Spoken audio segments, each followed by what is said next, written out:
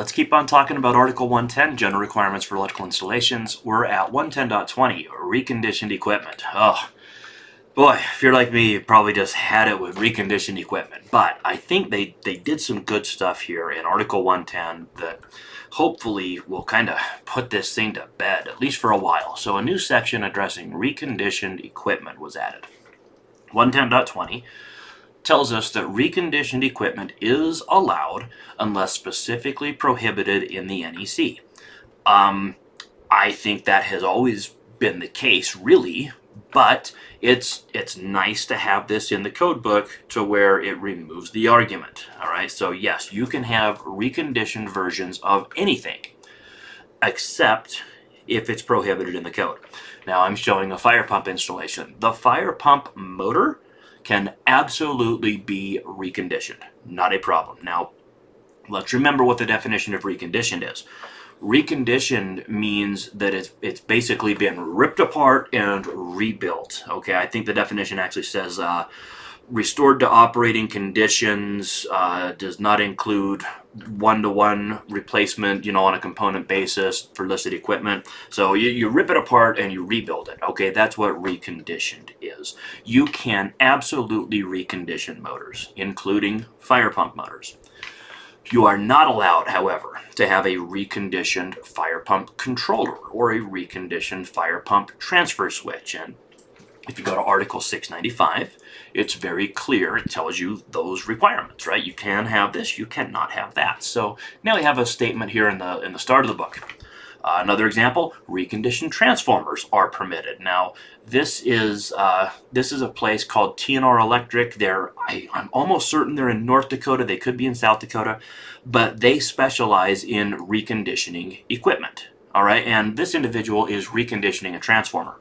Now, I'm just showing this to make it very clear that reconditioning is ripping it apart and rebuilding it. Okay, it's not spraying it off with a hose, you know what I mean? Or replacing a little spring inside of something. Recondition means you blew it up and you rebuilt it. Okay, in fact, there's an informational note in the definition that says, listen, reconditioned is synonymous with refurbished, rebuilt, or remanufactured, although they don't always necessarily mean the same thing. So reconditioning is a big process, and reconditioned equipment is fine unless the code says it's not fine.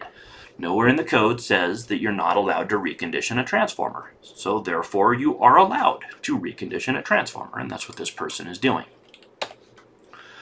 The reconditioning of equipment must include identified replacement parts provided by the original manufacturer and verified through appropriate standards, or designed by an engineer with experience in designing replacement parts for the type of equipment. So again, you know, when we talk about reconditioning equipment, this is big money, this is big business, this is a big practice. This is not something that you're doing in your garage. Okay, you're talking about completely rebuilding something. So has to be used the right parts, has to be done by people that know what they're doing, right? Verified through appropriate standards and what have you. I like what the code says here. Equipment that's required to be listed. We got to remember, not everything in the code has to be listed. There are plenty of things in the code that do not have to be listed. In fact, I wasn't planning on doing this. Grab your code book and go to Annex A, all right, Informative Annex A, which is right after the Chapter 9 tables. And in Informative Annex A, they actually split it into two different sections. Sorry, Annex C is bigger than I remembered.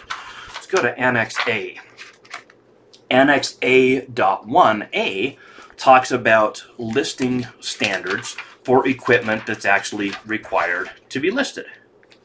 If you keep on turning the pages and you go to Annex A.2, I believe it is, let's see, oh, A.1b, you have standards for equipment that does not have to be listed.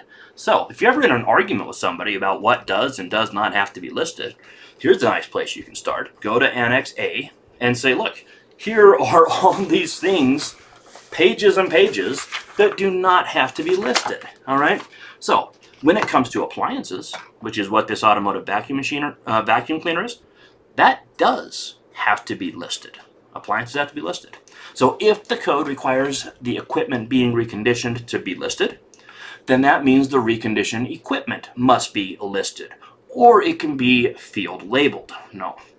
Listed would have to mean that it goes back to UL or to the manufacturer, you know, the testing laboratory, ETL, Intertech. But if you're just doing one thing and you're reconditioning it, it's probably not gonna get listed. But it does have to be field labeled, which means instead of you sending your product to the testing labs, you can have the testing lab come out to the product, right? So if you're a circuit breaker manufacturer, and when I say circuit breakers, I don't mean little breakers. I mean big molded case, not molded case, but medium voltage power circuit breakers. If you manufacture those, the testing laboratory probably comes to your facility once a week or so, and they're looking at what you're doing and watching and testing and taking samples, right? If they're doing the reconditioning, having it listed is probably easy, right? Because they're just going to say, hey, you know, UL or Intertech, while you're here, take a look at this one, right? Done deal. Or it can be field labeled. So if this is done at a facility, then, or it's not done at a facility, you can send it, or you can have Intertech come out and they'll do a field evaluation. Intertech, Met Labs, TUV, CSA, UL, blah, blah, blah. There's millions of them. So have them field labeled or listed if the product is required to be listed. If the equipment is not required to be listed, look, motors don't have to be listed, all right? Not generally. If you're using them in specific locations, like a hazardous location, they might have to be. But generally speaking, motors don't have to be listed. So if the equipment's not required to be listed, then once it's reconditioned, it must be either listed or field labeled as reconditioned. I mean, that's better than the original, right? Or number two, has to be reconditioned in accordance with the OEM's instruction, the original equipment manufacturer's instructions. Now, if listing or field evaluation, if A or B is not available, not sure why field evaluation would not be available, then the AHJ can approve the reconditioned equipment if the changes to the product are documented. So for old or unusual equipment, that might not be an option. All right, so I'm sure there are products out there that cannot, certainly there's products that can't be listed, right? We have to have a product standard before we can have a product listed.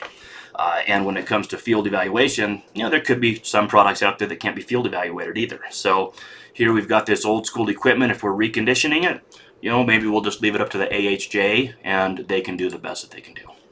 All right, there you go. Reconditioned equipment.